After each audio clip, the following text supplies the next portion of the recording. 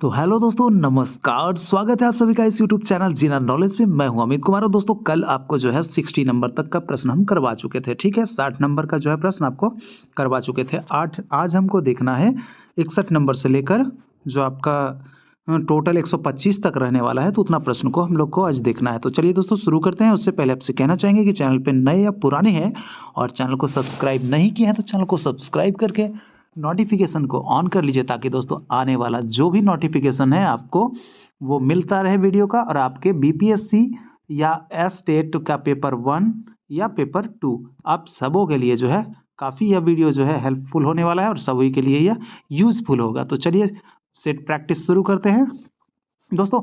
61 number का जो प्रश्न है कि क्या कह रहा है प्रश्न कह रहा है कि नी स म ग म प ये किस राग में गाया जाता है। नी सा म ग म प वो किस राग में गाया जाता है। तो इसका सही जवाब क्या हो जाएगा? सही जवाब हो जाएगा दोस्तों आपका मुल्तानी। ठीक है, मुल्तानी में नी सा म ग म प जो है मुल्तानी राग में गाया जाता है। और यह जो है दोस्तों अत्यंत मधुर राग है। और राग मुल्तानी की बात करें तो इसकी जो जाति जो होती है वो आपकी औडव संपूर्ण जाति होती है। और इसको गाने का समय जो होता है दिन का तीसरा पहर में राग मुल्तानी को गाया जाता है। ठीक है, नी सा म ग म प यह जो राग है वो आपके मुल्तानी में गाया जाता है। सही जवाब मुल्तानी। चलिए अगला प्रश्न दोस्तों, थोड़ी सी व्याख्या जो है वो बहुत ज़रूरी बनती है। चलिए अगला प्रश्न है कि चार ताल किस गायकी के साथ मतलब संयुक्त या मिलती है, या फिर किस गायकी में गाई जाती है, या किस गायकी का ताल जो है वो चार ताल है। तो सही जवाब क्या हो जाएगा आपका? चार ताल जो है आपके ध्रुपद के साथ प्रयोग होता है। इसमें आपका तीव्रा ताल भी होता है और ये आपका सूल ताल भी होता है। तो यह सब जो है ध्रुपद के साथ प्रयोग होता है। यह जो है खुले बोलों की ताल है। कौन? ध्रुपद। चलिए अगला प्रश्न है कि टप्पा किस घराने की विशेषता रही है। तो टप्पा, जैसा कि आप लोग जानते हैं कि वो टप्पा जो आपकी है पंजाब घराने की विशेषता होती है। लेकिन पंजाब यहाँ ऑप्शन में नहीं रहने के कारण हमें दिल्ली घराना जो है यहाँ पे मारना पड़ेगा। ठीक है, यह टप्पा जो है पंजाब घराने की, पटियाला घराने की जो है, इसके जो आविष्कारक थे टप्पा के वो सोरी मियाँ माने जाते थे। ठीक है, दिल्ली घराने की यहाँ विशेषता है टप्पा। चलिए अगला प्रश्न है कि कहाँ की ठुमरी प्रसिद्ध है। तो ठुमरी प्रसिद्ध है दोस्तों आपको बनारस की ठुमरी जो है वो आपको काफ़ी प्रसिद्ध है। गिरजा देवी का संबंध जो है दोस्तों आपको ठुमरी से ही देखा जाता है। सविता देवी कहिए तो उनका भी संबंध है ठुमरी से। तो ये बनारस की ठुमरी जो है वो काफ़ी प्रसिद्ध मानी जाती है। ठीक है, देखिए यहाँ पे प्रश्न आ ही गया, सविता देवी किस लिए प्रसिद्ध है। तो सविता देवी जो है दोस्तों आपके ध्रुपद के लिए, ये सॉरी माफ़ कीजिएगा, आपके ठुमरी के लिए प्रसिद्ध है। ठीक है, ठुमरी के लिए प्रसिद्ध है सविता देवी, और आपके गिरजा देवी भी ठुमरी के लिए। देखिए सविता देवी को ठुमरी में के लिए आपको 20 दिसंबर 2019 को इनको 80 वर्ष की आयु में जो है आपके गुड़गांव में, यानी कि गुरुग्राम जो है आपका हरियाणा का जो गुरुग्राम पड़ता है वहाँ इनका निधन हो गया था। और ये बनारस घराने से ही संबंध है इनका भी और गिरजा देवी का भी। ठीक है, अगला प्रश्न है कि बाबा साहिब पूछ वाले किस गायकी के लिए प्रसिद्ध है। तो पूछ वाले बाबा जो है उनको क्यों पूछा जाता है? क्योंकि वो ध्रुपद गायक हैं। ध्रुपद गायक है। कैसा गायक है बाबा साहब पूछ वाले? तो वो ध्रुपद गायक है। ठीक है, उनकी पूछ इसलिए होती है क्योंकि वो जो बहुत ज़्यादा जो जिसमें जबड़े ये आपके कंठ और फेफड़े पे जो जोर लगाकर गाया जाता है ध्रुपद, उसके लिए वो प्रसिद्ध है। सरना चतुष्टयी सर्वप्रथम किस ग्रंथ से प्राप्त हुआ है।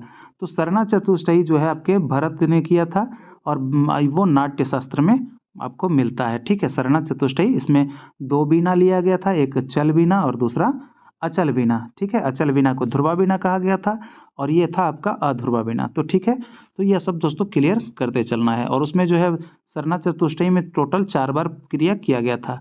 कितना? 4 बार, जिसमें कि आपको प्रमाण श्रुति मिला था। एक में आपका पहली में प्रमाण श्रुति थी पहली में, और दूसरी में आपकी कितनी श्रुतियाँ? 4 श्रुतियाँ सिद्ध हुई, और तीसरी में आपकी 6 श्रुतियाँ सिद्ध हुई थी, और उसके बाद फिर चौथी सरना में आपकी 12 श्रुतियाँ सिद्ध हुई थी, यानी टोटल 12 श्रुतियाँ सिद्ध हुई थी। और प्रमाण श्रुति जो मिला था पहले में। ठीक है, तो थोड़ा सा ये सब जो है ज़रूरी है विस्तृत चर्च, क्योंकि दोस्तों चर्च ही तो है, और क्योंकि यहाँ पे होना ही चाहिए, क्योंकि डिस्कशन बहुत ज़रूरी है। अगला प्रश्न है कि 15 मात्रा की ताल कौन है। तो 15 मात्रा की ताल, इसमें आप देखिए आपका पंचम सवारी जो है आपके कितने मात्रा की है? 15 मात्रा की ताल मानी जाती है। और देखिए इस ताल में जो है आपको 4 विभाग बताया जा रहा है कि 4 विभाग होते हैं, और इस ताल में पहली, चौथी और 12वीं मात्रा पर ताली लगती है, और तथा 8वीं मात्रा पर खाली होती है। ठीक है, कितनी मात्रा पे? कौन सी? पंचम सवारी में खाली कौन सी मात्रा पे? तो 8वीं मात्रा पे। दोस्तों देखिए आपको केवल यही नहीं देखना है, आपको जो एक्स्ट्रा बता रहे हैं उसको भी देखना है, ठीक है। तो ताली खाली भी पूछा जाता है। अगला प्रश्न है कि त्यागराज भारत के किस भाग से जुड़े थे? तो भैया ये त्यागराज जो थे हमारे दक्षिण भाग से जुड़े हुए थे, ठीक है। त्यागराज दक्षिण भाग से जुड़े हुए थे। यह जो थे आपके क्या थे? मराठी गायक और संगीतकार थे। अगला प्रश्न है कि 15 मात्रा की सवारी ताल को यदि झप ताल में, ठीक है, सवारी यानी पंचम सवारी की जो ताल होती है वो 15 मात्रा की होती है और झप ताल की मात्रा कितनी की होती है? 10 की होती है। और इसको सम से सम तक लिखा जाए तो कौन सी लयकारी बनेगी? तो लयकारी ये बनेगी, हमारा जो होगा वो सही जवाब होगा 3/2, यानी आड़ बनेगी। आड़ी आड़ी लय में बनेगी, आड़ी आड़ की लयकारी बनेगी 3/2, ठीक है। 15 को 10 में। चलिए अब आगे देखते हैं अगला प्रश्न क्या कह रहा है। अगला प्रश्न हमारा कह रहा है कि इसमें जो है, कहाँ गया, ठीक है, ग रे ग प ध नि सा किस राग को दर्शाता है? तो ग रे ग प ध नि सा जो है वो आपको दर्शाता है बिलावल को, ठीक है। किसको दर्शाता है? बिलावल को दर्शाता है। और इसमें जो है बिलावल थाट में जो है वो आपको सभी जो है आपके क्या लगते हैं? बिलावल, ये बिलावल थाट में कौन कौन सा यूज होता है वर्ड? वो आपके सभी जो है शुद्ध प्रयोग होते हैं, किसमें? बिलावल में, ठीक है। तो यह सब जो है क्लियर होना चाहिए। और हिंदुस्तानी संगीत पद्धति में जो है 10 थाट हैं, उन्हीं में से एक आपका बिलावल भी है और आपका यहाँ पे खमाज भी है। लेकिन यहाँ पे जो ये हम देख रहे हैं कि किस राग को दर्शाता है, गरे ग प ध नि सा, तो ये बिलावल को दर्शाता है। बस आगे बढ़ते हैं। ध नि रे सा किस राग का अंश है? तो ध नि रे सा जो है किस राग का अंश है? तो इसका सही जवाब क्या हो जाएगा? दरबारी, ठीक है। इसका सही जवाब हो जाएगा दरबारी। दरबारी का अंश है। राग दरबारी कान्हड़ा जो है वो तानसेन द्वारा बनाया गया है। किसके द्वारा? तानसेन के द्वारा बनाया गया राग है। यह शांत और गंभीर वातावरण जो है वो आपका पैदा करता है। और इसका थाट जो है दोस्तों, दरबारी का जो थाट है, कौन सा थाट है? आसावरी, ठीक है, याद रखना है, आसावरी थाट का है राग। और इसका गायन समय कब है दरबारी का? तो रात्रि का तृतीय पहर, ठीक है। अगला प्रश्न है, राग अडाना किस सप्तक में ज्यादा रहता है? राग अडाना कौन सा सप्तक में ज्यादा रहता है? तो सही जवाब क्या होगा? तार सप्तक। कहाँ पे होता है आपका? तार सप्तक। तार सप्तक में स्वर कैसे लिखे जाते हैं? आपके सादे के ऊपर में बिंदी रहता है, ठीक है। यह तार सप्तक का तार सप्तक पहचानते हैं कि तार सप्तक का स्वर है, ठीक है। अगला प्रश्न है, राग दरबारी कब गाया जाता है? तो भैया राग दरबारी जो है आपको रात्रि में ही गाया जाता है।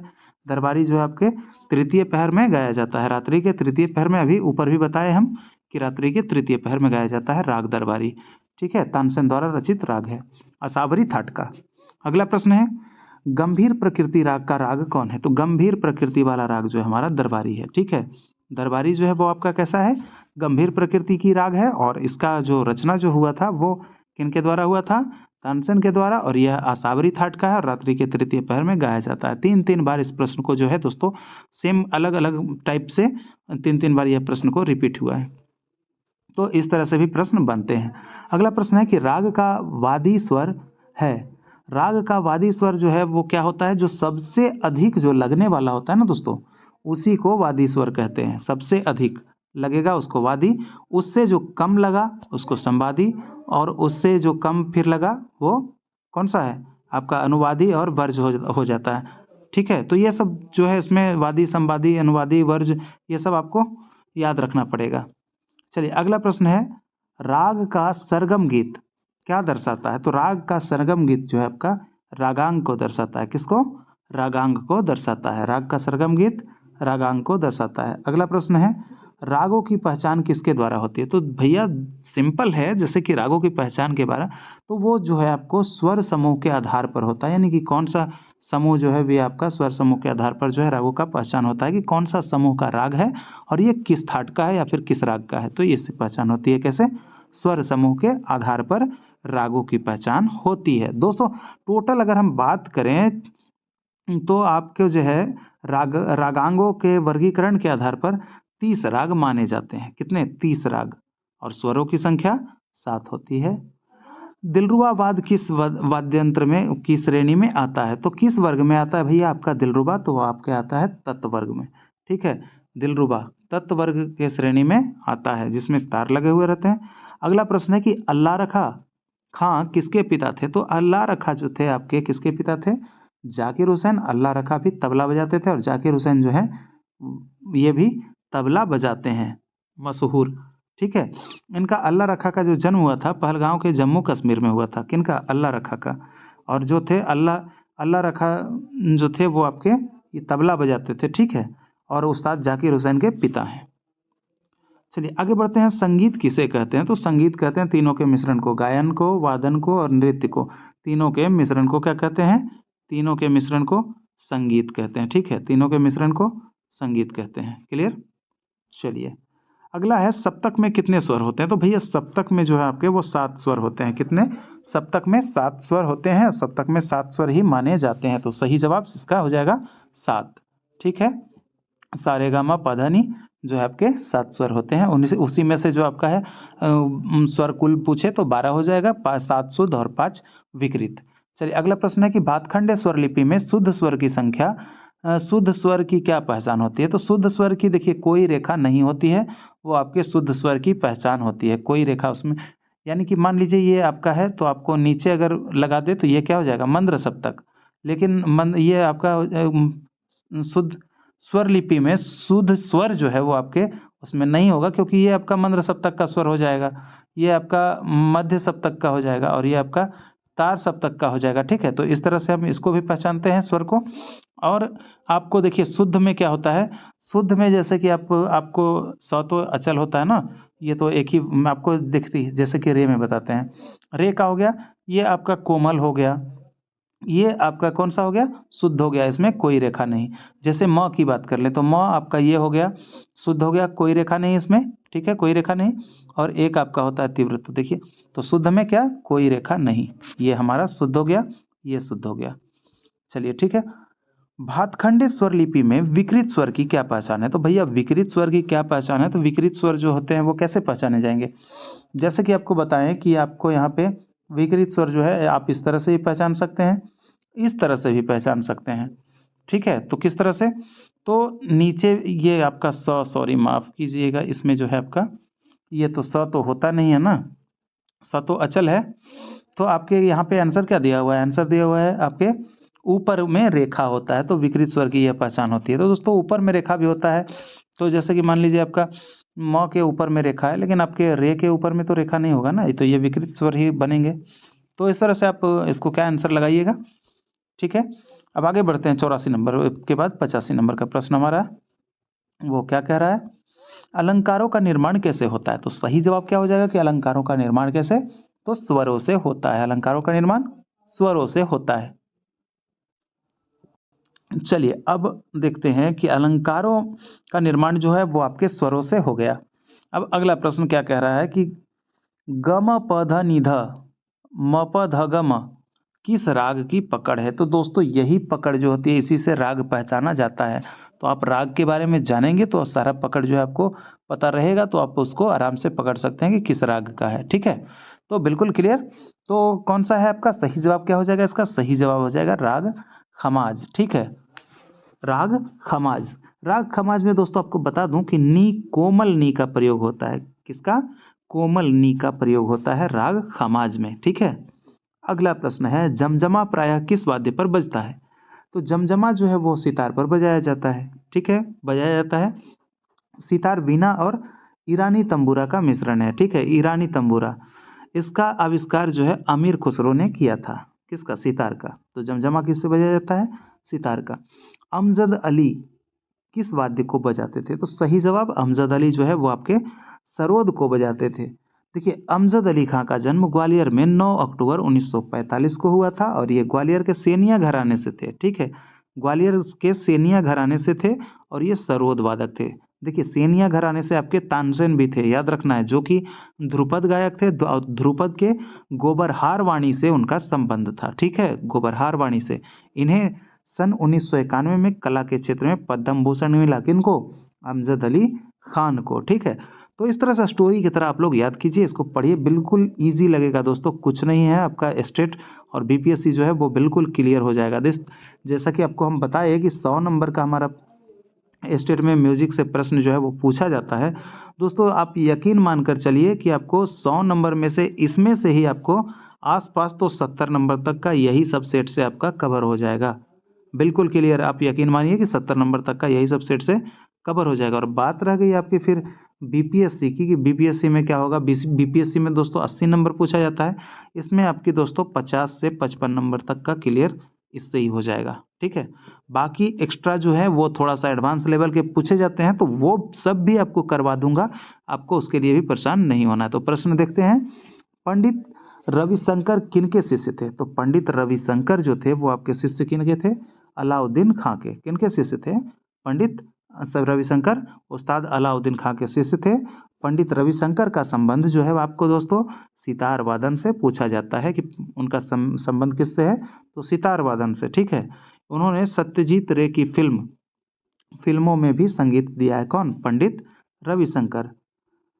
फिल्मों में सॉरी, सितार में बाज का तार जो है किस स्वर में मिलाया जाता है? सितार के बाज का तार जो है उसको किस स्वर से मिलाया जाता है? तो सही जवाब मंद्र मध्यम से मिलाया जाता है। ठीक है, कहाँ से? मंद्र मध्यम से, सितार में बाज का तार। तो दोस्तों चलिए फटाफट मुझे कमेंट कीजिए, क्या सितार के पहले ही तार को बाज का तार कहा जाता है? चलिए फटाफट मुझे कमेंट कीजिए कि बाज के तार जो है वो सितार के पहले तार को ही कहा जाता है, हाँ या ना। चलिए अगला प्रश्न है, बीना सारिका बीना सारिका की बीना का क्या नाम है? यानी कि जिसमें सारिका नहीं होगी उस बीना का क्या नाम है? तो उसका सही जवाब क्या हो जाएगा, क्या नाम होगा उसका? तो उसमें उपयुक्त में से कोई नहीं, वैसा कोई बीना नहीं है जिसमें कि बिना सारिका का है। यहाँ रुद्र बीना में भी होता है सारिका, तंजौरी बीना में भी होता है, और आपके विचित्र बीना में भी होता है सारिका वाला बीना है। ठीक है, तो यह सब आपको ध्यान रखना है। चलिए अब आगे देखते हैं अगला प्रश्न हमारा क्या कह रहा है। अगला प्रश्न कह रहा है, पंडित रामनारायण किस वाद्य के लिए प्रसिद्ध है? तो पंडित रामनारायण की बात हो रही है, तो उसका सही जवाब हो जाएगा रामनारायण सारंगी बजायन। ठीक है, रामनारायण सारंगी, याद रखना है आपको। रामनारायण किस वाद्य के लिए प्रसिद्ध हैं? तो सारंगी के लिए प्रसिद्ध है। ओके, ये महाराष्ट्र के रहने वाले थे और हिंदुस्तानी संगीत पद्धति में जो है आपके प्रथम अंतर्राष्ट्रीय सारंगी वादक बने। कौन?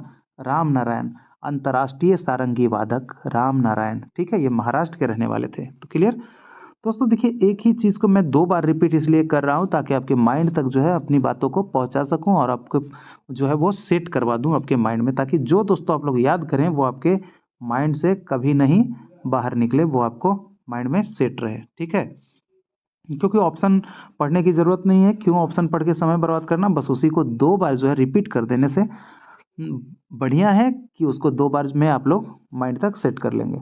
अगला प्रश्न है कि आड़ी लय किस भिन्न को प्रदर्शित करता है? देखिए इसमें होता है आपका आड़ी लय यानी आड़, एक होता है आपका कुआड़, और तीसरा होता है आपका बियाड़। ठीक है, बियाड़। तो ये आपका हो गया आड़ में 3/2। ठीक है, यानी इसको 1.5 गुण बोलते हैं। तो आप इस तरह से भी निकाल लीजिएगा। ठीक है, कैसे? तो आपको बताते हैं, जैसे आड़ी लय निकालना है तो 1.5 गुण बोलते हैं, तो 1.5 हो गया। आप दशमलव को यहाँ से हटा दीजिए, नीचे में आप लोग यहाँ पे 10 लिख दीजिए। ठीक है, 10। अब काटिए, 5 तिया 15, 5 दूना 10, कितना बना? 3/2। तो इस तरह से होता है। देखिए यह आपको जो पूछता है कि आड़ी लय जो है 1.5 गुण, 1.25 गुण, 1.25 गुण, तो इस तरह से मान लीजिए कि कोई 1.25 गुण पूछा, तो 1.25 गुण कितना होता है? 1.75। तो यहाँ पे आप दशमलव को उड़ाएंगे तो नीचे बटा में 100 करेंगे ना। अब काटिए, 25 चौक 100 और 25 सते 75 से, तो यानी 1/7/4 आपका हो गया ना, ये 1.25। तो इस तरह से ये आपको दर्शाया जाता है। ठीक है, चलिए अगला प्रश्न है कि तबले में फर्रुखाबाद किसके लिए प्रसिद्ध है? तो भैया फर्रुखाबाद जो आपके कायदा के लिए प्रसिद्ध है। फर्रुखाबाद किसके लिए प्रसिद्ध है? फर्रुखाबाद जो है कायदा के लिए भी प्रसिद्ध है। ठीक है, अगला प्रश्न है, तबले में संगीत सम्राट की उपाधि किनको प्राप्त थी? संगीत सम्राट की उपाधि जो है तबले में अहमद जान थिरकवा को थी। किनको? अहमद जान थिरकवा। ठीक है, और इनको जो है आपको इनका जन्म जो है वो मुरादाबाद में माना जाता है, उत्तर प्रदेश के मुरादाबाद में। अगला प्रश्न है, रेला किस वाद्य से संबंधित है? तो रेला जो है आपको स्वतंत्र वादन के लिए जो है तबले पे क्या बजता है? रेला बजता है। तबले पे क्या बजता है? रेला बजता है। स्वतंत्र वादन आपसे प्रश्न पूछेगा दोस्तों यहाँ पे कि स्वतंत्र वादन के लिए तबले पर क्या बजाया जाता है? तो सही जवाब क्या होगा? रेला होगा। यही रेला का संबंध जो है आपका तबला से है। ठीक है, तो क्लियर, इस चीज़ को क्लियर करके रखना है। ढाई की तिहाई को क्या कहते हैं? तो सही जवाब क्या हो जाएगा? ढाई की तिहाई को क्या कहते हैं? तो ढाई की जो तिहाई होती है उसको चक्रदार तिहाई बोलते हैं। तिहाई का मतलब तिहाई से ही रखना है, ठीक है। ढाई की तिहाई तो चक्रदार तिहाई। अगला प्रश्न है, जोड़ अलाप कहाँ बजाया जाता है? तो जोड़ अलाप जो है वो आपको कहाँ बजाया जाएगा? यहाँ पे आपको क्या कह रहा है? उपयुक्त में से कोई नहीं। देखिए, अलाप के स्वरों को विलंबित लय में विस्तार करने की क्रिया को कहते हैं, ठीक है। क्या है, क्या यहाँ पे लिखा है? अलाप राग के स्वरों को विलंबित लय में विस्तार करने की क्रिया है। यानी कि अलाप किसको कहते हैं? विलंबित लय में जो स्वर का प्रस्तार करते हैं उसी को हम लोग अलाप कहते हैं, ठीक है। अलाप का अर्थ है बदल बदल कर बढ़ाना, यानी कि बदल बदल कर जो है आपको आपको बढ़ाना आके आकार में। अलाप के शुरू मध्य लय में जोड़ झाला सुनाया जाता है। कहाँ? शुरू में मध्य लय में आपको जोड़ झाला सुनाया जाता है, ठीक है। तो क्लियर, अलाप के शुरू में आपको मध्य लय में जोड़ झाला सुनाया जाता है। अगला प्रश्न है कि पंडित बलराम पाठक क्या बजाते थे? तो बलराम पाठक जो है आपके क्या बजाते थे भैया? तो आपके सितार बजाते थे। बलराम पाठक का संबंध किससे है? सितार से है, ठीक है। अब आइए 100 नंबर का प्रश्न हम लोग देखते हैं। 100 नंबर वाली प्रश्न कर लेते हैं। उसमें क्या कहा जा रहा है? उसमें कहा जा रहा है कि सरना रानी, तो सरना रानी भैया सरोद बजाती थी, सरोद रानी इसको कहा जाता था, ठीक है। सरना रानी को सरोद रानी भी कहते थे क्योंकि सरना रानी सरोद बजाती थी, ठीक है। और यह उपाधि जो है पंडित ओमकार नाथ ठाकुर ने दिए थे, ठीक है। और पंडित ओमकार नाथ ठाकुर ने इनको ये उपाधि दिए थे सरना रानी की और ये सरोद रानी की। और आपके नेहरू जी ने सरना रानी को क्या उपाधि दिए थे? सांस्कृतिक राजदूत। सांस्कृतिक, आपसे प्रश्न पूछे कि नेहरू जी ने किस संगीतज्ञ को जो है आपको सांस्कृतिक राजदूत कहा था? तो वो कहे थे सरना रानी को। और ओमकार नाथ ठाकुर ने किस संगीतज्ञ को, किस सरोद वादक को सरोद रानी कहा था? तो सरना रानी को, ठीक है। तो सरना रानी का संबंध सरोद से है। तो दोस्तों, प्रश्न जैसे जैसे बनेंगे वैसे वैसे प्रश्न आपको हम बना के वैसे करके आपको प्रैक्टिस करवाते चलेंगे। बस ये मत समझिए कि आपको हम एक ही प्रश्न करवा रहे हैं दोस्तों, एक के साथ 2 या 3 प्रश्न जो है रेगुलर लगभग तो चल ही रहा है, क्योंकि चलना भी चाहिए, क्योंकि स्टेट प्रैक्टिस जो है उसके लिए बहुत ज़रूरी होता है। और दोस्तों, रिवीजन जो है आप लोग का चल रहा है और आप लोग सब कुछ जानते हैं, लेकिन रिवीजन करना बहुत ज़रूरी होता है। अगला प्रश्न है कि केंद्रीय संगीत नाटक अकादमी का मुख्य कार्यालय कहाँ है? तो केंद्रीय संगीत नाटक की मुख्य जो कार्यालय है वो आपके नई दिल्ली में स्थित है। कहाँ है? नई दिल्ली में है, ठीक है। दोस्तों, चलिए फटाफट मुझे कमेंट कीजिए कि इसकी स्थापना वर्ष कितनी ईस्वी में हुई थी। तो फटाफट मुझे कमेंट कीजिए क्योंकि मैं इसको बता चुका हूँ। चलिए दोस्तों, आप लोग कमेंट करके मुझे बताइए। अगला प्रश्न है, दुर्गा तथा मालकौंस रागें की जाति क्या है? तो दुर्गा तथा मालकौंस राग की जाति जो होगी आपकी औडव औडव जाति मानी जाती है, ठीक है। दुर्गा और मालकौंस की जाति औडव औडव, यानी कि 5 स्वर आपके आरोह में और 5 स्वर आपके अवरोह में, औडव औडव, ठीक है। चलिए अगला प्रश्न है, म रे प किस स्वर संगति किस वर्ग के रागों में प्रयुक्त होता है? यानी ये जो स्वर संगति आप देख रहे हैं वो किस राग में प्रयुक्त होता है? तो सही जवाब इसका क्या हो जाएगा? आपका हो जाएगा मल्हार में, ठीक है। राग मल्हार या मेघ मल्हार में इसका प्रयोग होता है, ठीक है। अगला प्रश्न है, सितार में जोड़ आलाप किनके बाद बजाया जाता है? तो सितार में जोड़ आलाप जो है वो आपके गत के बाद, यानी कि रजाखानी गत के बाद बजाया जाता है। रजाखानी जो है आपको किस गत में? वो आपके द्रुत लय में बजाया जाता है, द्रुत गत में, ठीक है। द्रुत गत में बजाया जाता है। रजाखानी गत क्या है? ये द्रुत गत है। और मसीद खानी क्या है? वो आपका विलंबित गत है, ठीक है। तो क्लियर, सितार में जोड़ आलाप किनके बाद बजाया जाता है? तो रजाखानी गत के बाद बजाया जाता है। अगला प्रश्न है, शोभा गुरटू किस शैली की प्रसिद्ध गायिका है? तो शोभा गुरटू की बात कर लें तो वो ठुमरी गायिका है, ठीक है। लगभग जो है दोस्तों वो आपकी जो महिलाएं जो आप नाम देख रहे हैं वो सभी का संबंध लगभग जो है वो आपके ठुमरी से ही रहा है। वैसे आप बिहार में एक लोक गायिका है आपकी शारदा सिन्हा, तो वो उनकी जो है आपको लोक संगीत से रहा है, लेकिन और जो नाम पूछता है वो लगभग गायिका का संबंध ठुमरी से ही रहा है। जैसे कि आपको सविता देवी हो गया, गिरजा देवी हो गया, तो ये सभी। चलिए आगे आगे प्रश्न हम लोग देख लेते हैं। अगला प्रश्न क्या कह रहा है, निम्नलिखित में से कौन सा एक राग दीन के मध्य में गाया जाता है? तो दीन के मध्य में जो गाया जाने वाला राग है वो कौन है आपका वृंदावनी सारंग।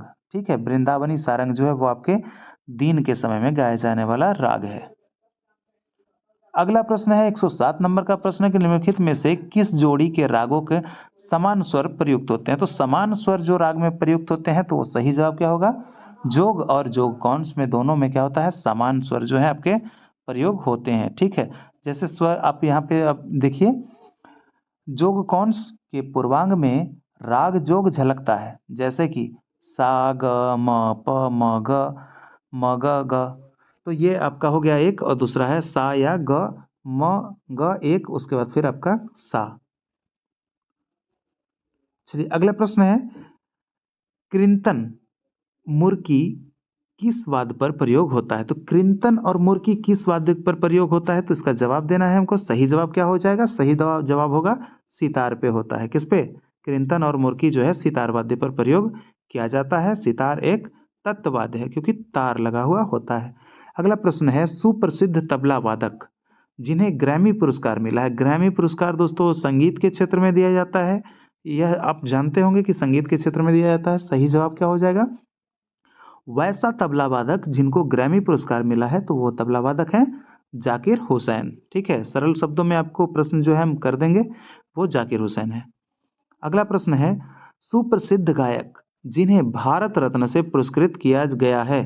तो पंडित भीमसेन जोशी जो है हमारे, वो भारत रत्न से सम्मानित किए जा चुके हैं, और इनको जो है वो आपको कब मिला, 2008 ईस्वी में इनको भारत रत्न जो है दिया गया है। कब, 4 नवंबर को, 4 नवंबर 2008 ईस्वी को।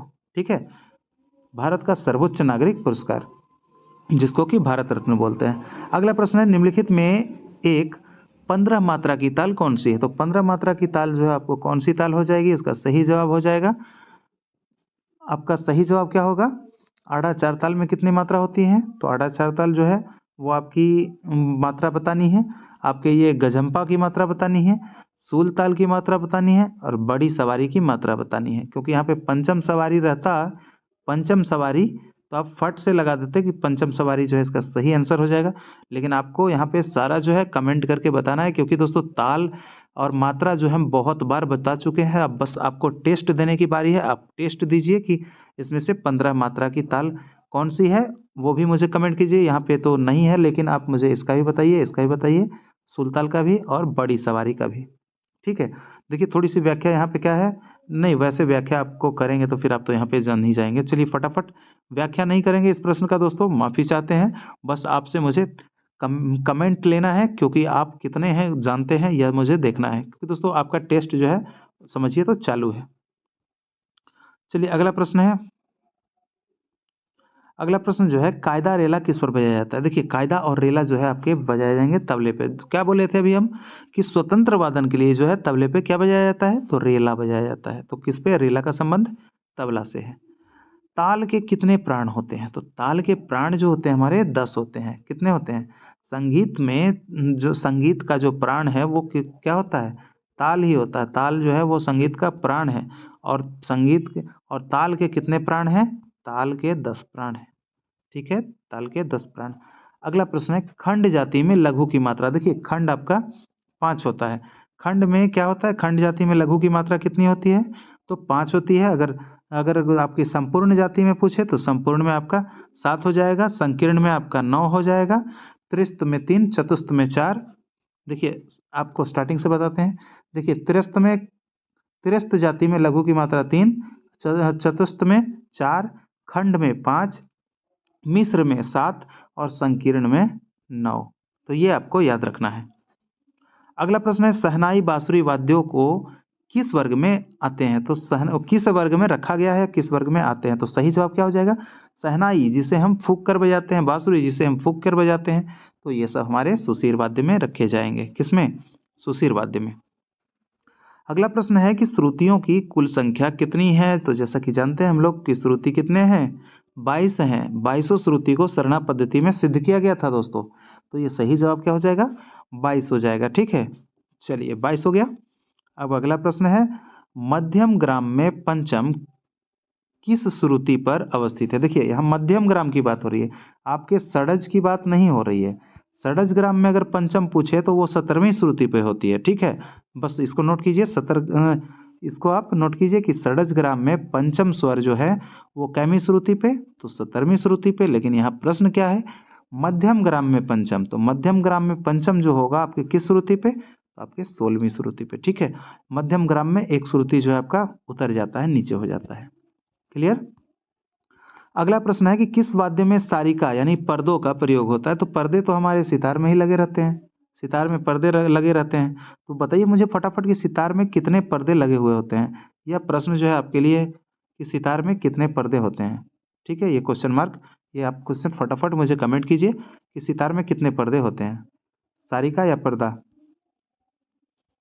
अगला प्रश्न क्या बोल रहा है कि वाद्यों के कितने वर्ग हैं, तो वाद्यों के भैया वैसे तो आपके बोले तो आपके वाद्यों के 4 ही वर्ग हैं, लेकिन आपको तत् वर्ग में जो है आपका 2 बना दिया गया है। तत् वर्ग में तत् का एक होता है तत् और दूसरा होता है वितत्। तार वाले के हुई तार उसमें भी लगा होता है और तार उसमें भी लगा होता है, तो तत् और वितत् बना दिया जाता है, ठीक है। तो इसमें आपको देखिए 5 का यहाँ पे वर्णन किया हुआ है। एक आपका तत्वाद्य है, एक आपका तंतु वाद्य है, एक आपका सुशीर वाद्य है और एक अवनद वाद्य है और एक घन वाद्य है, ठीक है। तत् और तंतु यानी तत् और वितत् के नाम से भी कितना लोग बोलते हैं, लेकिन आप यहाँ पे देखिए तत् और तंतु, तो इस तरह से 5 बताए गए हैं। लेकिन वहाँ पे अगर ऑप्शन में रहे तो आपको देखना है, अगर 5 नहीं रहे तो आपको 4 पे ही टिक करना है, ठीक है। चलिए आगे आते हैं। जाति भेद से तालों की संख्या होगी, तो जाति भेद से अगर तालों की संख्या होगी तो कितनी होगी, तो वो होगी आपके 35, ठीक है। चलिए अगला प्रश्न है, जो स्वर राग में नहीं प्रयुक्त होते हैं उन्हें क्या कहते हैं, जो नहीं आएगा वो आपका क्या हो जाएगा, विवादी स्वर। क्या हो जाएगा, विवादी स्वर। देखिए लेकिन कभी कभार क्या होता है कि विवादी स्वर का प्रयोग भी जो होता है वो बड़े कुशल गायकों द्वारा कर लिया जाता है थोड़े से, ठीक है, जिससे कि उसकी क्या होती है, राग की रंजकता बढ़ जाती है, तो उसमें थोड़ा सा कभी प्रयोग कर लेते हैं कुशल गायकों। अगला प्रश्न है कि उत्तर भारतीय संगीत में थाटों की कुल संख्या कितनी है। देखिए थाटों की कुल संख्या जो है आपको 10 मानी गई है, ठीक है। थाटों की कुल संख्या कितनी मानी गई है, 10 मानी गई है। और देखिए दक्षिण संगीत की बात करें तो उसमें मेल कहते हैं, थाट को यहाँ हम लोग थाट कहते हैं, वहाँ मेल कहते हैं। मेल जो है वो आपके 72 माने गए हैं, ठीक है, वो 72 माने गए हैं वेंकटमुखी के अनुसार। चलिए अगला प्रश्न क्या कहता है, हमारा प्रश्न जो है आगे वाला वो कह रहा है, ये आपके जो थाट हैं वो आपके क्या हैं, थाट देख लीजिए 10 थाट है, कल्याण है, बिलावल है, खमाज है, भैरव है, पूर्वी है, मारवा है, काफी है, आसावरी है, भैरवी है और आपका लास्ट में तोड़ी है, ठीक है। तो आप इसको याद कर लीजिए, जैसे भी आप लोग ट्रिक बना के शॉर्टकट मेथड से आप लोग याद कर लीजिए इसको, ठीक है। और इसमें कौन कौन सा स्वर लगता है यह भी आपको जो है याद कर लेना पड़ेगा, कि कल्याण में कौन सा लगता है, बिलावल में कौन सा लगता है, तो यह सब आपको याद करना पड़ेगा, ठीक है। तो बिल्कुल कर लीजिए। अगला प्रश्न है, वैसे करवा देंगे कभी किसी वीडियो में, खैर टेंशन नहीं लीजिए आप लोग, क्योंकि आप आपके साथ हैं तो आपका साथ हम चलेंगे एग्जाम तक और आपके सफलता तक। अगला प्रश्न है, किस वेद को संगीत का आधार माना जाता है, तो संगीत का आधार जो है भैया वो आपका सामवेद है। सामवेद के कितने, सामवेद को 2 भागों में बांटा गया है, ठीक है। सामवेद को कितने भाग हैं, 2 भाग हैं। एक आपका है आपका क्या बोलते हैं उसको, अर्चिक संहिता, और एक है आपका गान संहिता, ठीक है। तो इस तरह से है, फिर इसके भी पार्ट बट जाते हैं, तो इस तरह से बहुत डीपली आपको भी जानना नहीं है, तो केवल आप जानिए इस चीज़ को कि संगीत का जनक जो है वो सामवेद है। अगला प्रश्न क्या कह रहा है, अगला प्रश्न जो है हमारा 124 नंबर का, कि भरत ने ग्राम की संख्या कितनी मानी है, तो ग्राम की संख्या जो है, ग्रामों की संख्या भरत ने 3 मानी है। कौन कौन से, षडज ग्राम, मध्यम ग्राम और आपके गांधार ग्राम, ठीक है। लेकिन वर्तमान में देखिए यहाँ पे तो लिखा हुआ है ही, देखिए षडज ग्राम, मध्यम ग्राम और गांधार ग्राम। लेकिन वर्तमान में दोस्तों जैसा कि कहा जाता है यह जो है देवलोक का ये इसमें प्रयोग करते हैं। गांधार ग्राम जो है वो आपका विलुप्त ग्राम है, 2 ही ग्राम की चर्च होती है, ठीक है। अगला प्रश्न है जो कि हमारा सेट का यह लास्ट प्रश्न है 125 नंबर का, कि राग गायन का विकास किससे हुआ, तो राग गायन का विकास जो है आपको दोस्तों माना जाता है किससे, जाति से माना जाता है। राग गायन का विकास जाति से हुआ है और राग के आरोह अवरोह में लगने वाले स्वरों की संख्या जो है वो जाति निर्भर करती है कि कौन सी जाति का है। ठीक है, मान लीजिए कि 5-5 स्वर लग रहे हैं आरोह और अवरोह में, तो ऑडव ऑडव जाति हो गया। ठीक है, और उसके बाद फिर उसका गायन समय जो है आपका राग का गायन का विकास जो है उसी से माना जाता है। जैसे आपका 7 स्वर लगा आरोह में और अवरोह में 5 स्वर, तो ये संपूर्ण ऑडव हो गए। तो इस तरह से जो है आपका होता है। तो सही जवाब क्या हो जाएगा इसका? जाति। राग गायन का विकास किससे हुआ? तो जाति से हुआ। तो चलिए अब मुझे कमेंट करके बताइए कि आज का सेशन कैसा लगा और कैसा प्रश्न था, आप इसमें से कितना जो है आप सही किए हैं। आप मुझे फटाफट कमेंट कीजिए और सेशन के बारे में लिखिए कि कैसा लगा आपको यह सेशन। तो मिलते हैं अगले वीडियो में, और चैनल पे नए या पुराने सब्सक्राइब नहीं किए हैं तो आप सब्सक्राइब कर लीजिए, क्योंकि आपके लिए जो है एग्ज़ाम तक काफ़ी जो है इंपॉर्टेंट प्रश्न जो है आपको रिवीजन करवाते रहेंगे और आता रहेगा। ठीक है, तो मिलते हैं अगले वीडियो में, अगले सेशन में। जब तक के लिए इजाज़त। जय हिंद, जय भारत।